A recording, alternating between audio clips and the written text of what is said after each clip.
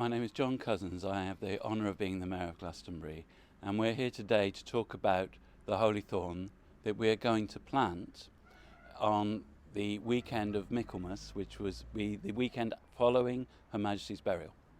The Holy Thorn is significant in Glastonbury because it is originally the staff of Joseph of Arimathea, who walked to the top of Wiriel Hill on his arrival from the Holy Land in AD 37, places his staff on the ground, and it miraculously springs to life. Above him, the angel Gabriel appears and says, "Go down into the valley, where you will find a church prepared by God."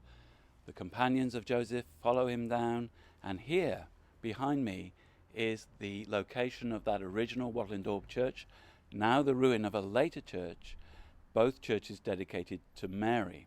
For 500 years, from AD 37 right through to 537, it's the only church in the entire Christian world dedicated to Mary.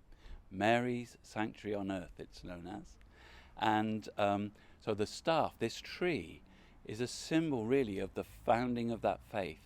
Now, historians amongst you will say it could never be AD 37 because that's far too early, isn't it?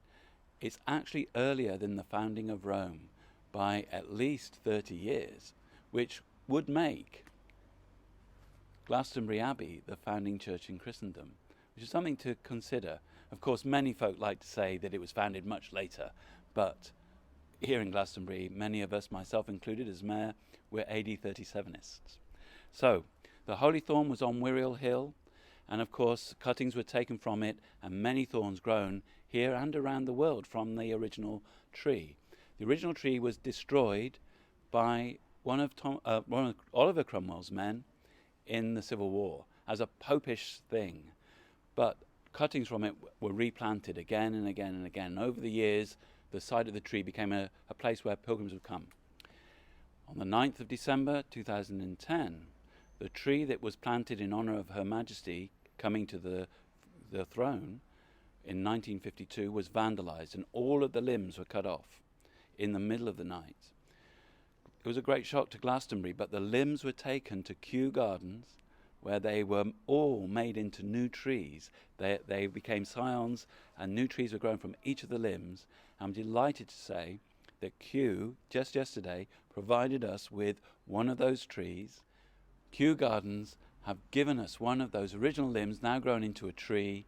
They've bought it here, and we will plant it here in the garden of St Dunstan's house to mark King Charles III coming to the throne, in the same way that the original tree was there when the Queen came to the throne.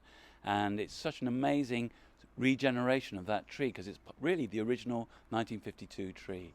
And so we'll have it here, and it'll be open for the public to come and see the Glastonbury Thorn, the staff of Joseph of Arimathea, here alive for the monarch of the new age of King Charles III.